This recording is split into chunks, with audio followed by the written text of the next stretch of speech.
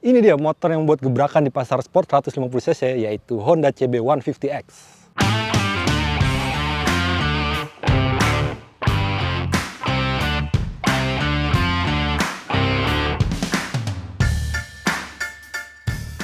Honda CB150X atau Honda CB150X lahir dengan gaya sport adventure touring yang belum ada pemainnya di Indonesia. Kalau kelas di atasnya ya, maksudnya di atas cc 150cc sudah banyak pilihannya. Tapi saat ini di pasar yang gemuk 150cc itu baru Honda CB150X ini. Kami pernah ngulasnya atau sedikit melakukan impresi awal waktu dia launching di Gias sekitar awal November tahun lalu. Kemudian juga sudah merasakan impresinya di Safety Riding AHM. Dan kali ini kita akan mengulasnya lebih jauh dengan penggunaan yang lebih nyata, lebih digunakan sebagai kendaraan sehari-hari yang tentunya akan memberikan impresi yang sangat berbeda. Oke, sedikit menyegarkan, ketika ia lahir pada awal November lalu, Honda CB150X ini dibangun plug langsung dari all new CB150R Streetfire. Kalau dilihat itu bak pinang dibelah dua sebetulnya dengan CB150R Streetfire. Cuma memang porsi pas ngebelahnya agak nggak rata, jadi yang satu sedikit lebih besar. Tapi memang keduanya adalah motor yang hampir sama. Muka dimahnya begini, kalau Anda mengikuti perkembangan dari all new CB150R Streetfire, ia mendapatkan revisi desain yang cukup signifikan dan itu dilakukan oleh AHM ketika diluncurkan pada Mei 2021 lalu. Dan kalau diperhatikan tampilan dari si Streetfire ini agak-agak moge looknya lebih kelihatan lah ya. Dan ia tentu saja mendapatkan inspirasi desain dari moge beneran yaitu CB500F. Padahal memang jenis motor naked bike seperti yang digunakan oleh Streetfire itu paling sering dijadikan senjata utama untuk touring, khususnya di Indonesia ini. Tapi mungkin banyak yang berpikiran, kok rasa-rasanya kurang adventure ya gayanya ya. Nah, kemudian mereka melakukan sedikit modifikasi sana-sini agar mereka bisa mendapatkan lebih kenyamanan maupun preferensi yang sesuai ketika mereka touring. Nah, Astra Honda Motor atau AHM kemudian menyaring ide-ide dari komunitas itu. Kenapa kita nggak sekalian bikin aja yang sudah sesuai dengan tampilan adventure touring. Dan mereka juga kemudian melihat basis mogenya juga yaitu CB500X, kemudian dioprak-oprek sedikit dari CB150R Streetfire dan lahirlah CB150X ini. Banyak bagian atau elemen dari Honda CB150R Streetfire yang bisa Anda temui pada motor ini juga, seperti lampu utama, lampu belakang, bodi samping belakang, mesin, spakbor, dan banyak lagi yang lainnya. Cuma memang pembeda utamanya terlihat dari bagian tangkinya ini nih. Tangki yang kemudian ia menyatu dengan serut, dibikin satu kesatuan utuh, kemudian diberikan moncong persis sama kayak yang dipakai oleh CB500X. Nah, ini kalau bahasa anak motor ya, ini sebetulnya bukan desain yang baru ya. Honda juga pernah mengaplikasikannya dulu pada CS1 kalau tidak salah. Dan anak-anak motor menyebutnya dikasih kondom. Hah, kondom? Ya, maksudnya dari tangki yang tadinya polosan kemudian dibungkus sehingga tampak lebih tebal. Seperti itu. Nah, tapi justru si bagian tangki yang menggembung ini jadi nilai daya tarik utamanya. Ya, betul, ini nilai yang paling menarik. Karena ia membuat tampilan mogenya jelas-jelas terasa. Meski tampak sintal, khususnya di bagian tangkinya ini, dimensi keseluruhannya sebetulnya tidak terlalu jauh jika dibandingkan dengan CB150R Streetfire. Misalnya dari segi panjang dia cuma tambah dikit doang. Kemudian kalau tingginya jelas ya lebih tinggi daripada Streetfire. Nah, ternyata lebarnya masih sama dengan Streetfire. Gimana bisa ya? Ya itu permainan dari konstruksi lah. Dan ini juga bisa terlihat dari bagian bodi samping belakang. Itu kalau dilihat dari belakang itu lurus dengan tangki bagian depan. Jadi kalau bisa dikatakan tangkinya tidak begitu oversize lah. Dan kita semua tahu ini dibungkus oleh plastik.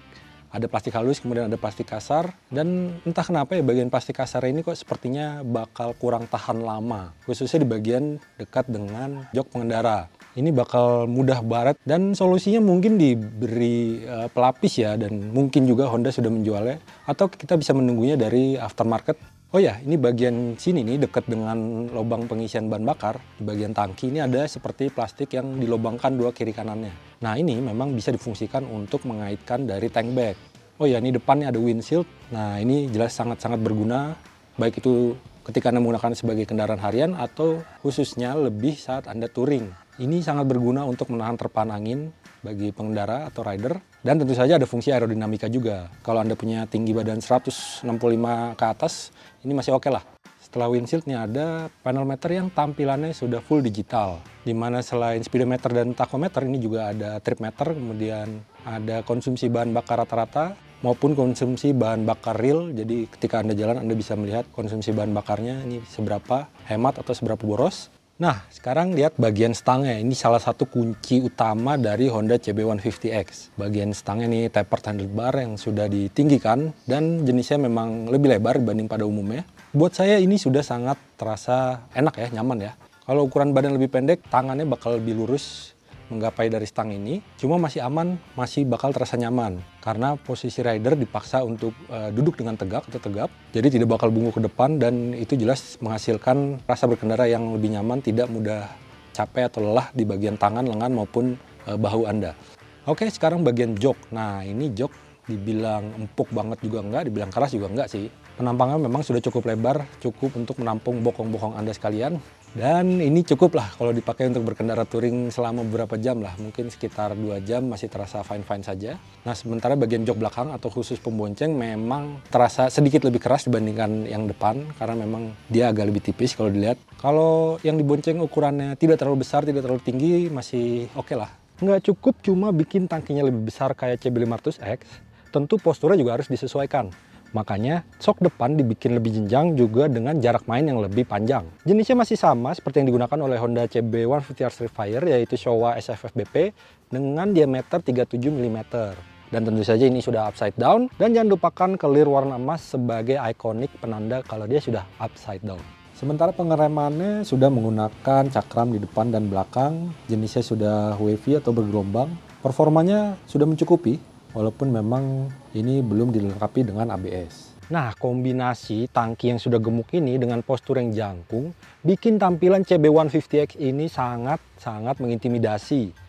Bahkan bagi saya yang punya tinggi 177 cm saja, kalau misalnya berdiri di dekatnya nih atau melihatnya dari jarak yang cukup dekat, khususnya ketika Anda melihatnya dari sisi depan maupun agak serong dikit nih ya, benar-benar kelihatan CB150X ini seperti moge. Kalau masih tidak percaya, kita main lagi di angka. Honda CB150X punya ground clearance atau jarak terendah ke permukaan tanah 181 mm. Anda tahu kalau jarak itu sama dengan yang dimiliki oleh Honda CB500X. Untuk bagian penerangan, seperti pada halnya CB150R Streetfire, CB150X ini juga sudah dilengkapi dengan lampu yang semuanya berteknologi diode atau LED. Baik itu lampu depan utama, lampu sen, kemudian lampu belakang. Lampu ini sudah cukup mengakomodir kebutuhan penerangan Anda. Oh ya, motor ini merupakan varian atas atau varian SE yang punya bodi hitam, dan pembedanya dan varian bawah lain itu ada di bagian engine-nya nih. Warnanya beda. Iya, menggunakan warna yang agak-agak apa ya ini warnanya? Kalau saya sih melihatnya agak-agak rose gold ya. Tapi ya kalau dibilang gold bukan. Ya pokoknya ini jadi salah satu pembedanya dan varian biasa dan varian SE. Kemudian knalpot ini juga ada diberi cover. Ini bukan cuma untuk tampilan saja, tapi jelas untuk safety. Tapi sayangnya cover knalpot ini fokusnya pada bagian penumpang maupun yang dibonceng saja. Jadi dia fokusnya agak ke atas gitu. Sementara sisi sampingnya masih terekspos. Jadi kalau masih panas di parkir terus ada yang nyenggol ya tetap kerasa panas juga. Bagaimana dengan performanya? Nah ini lagi-lagi ada kemiripan dengan Streetfire nih. Spek mesinnya kurang lebih sama lah ya. Cuma beda setelan sedikit. Katanya sih disesuaikan biar dapat lebih banyak tarikan di putaran bawah sampai tengah. Nah kalau kita lihat nih catatan dari speknya nih, kapasitasnya 149,16 cc, bornya 57,3 mm, dan stroke-nya 57,8 mm.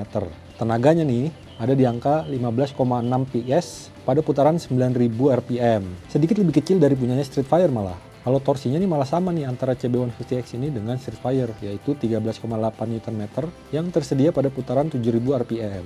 Nah, semua output tenaga ini disalurkan melalui transmisi 6 speed. Tarikan awal dari CB150X ini tuh sebetulnya sudah cukup ngacir ya.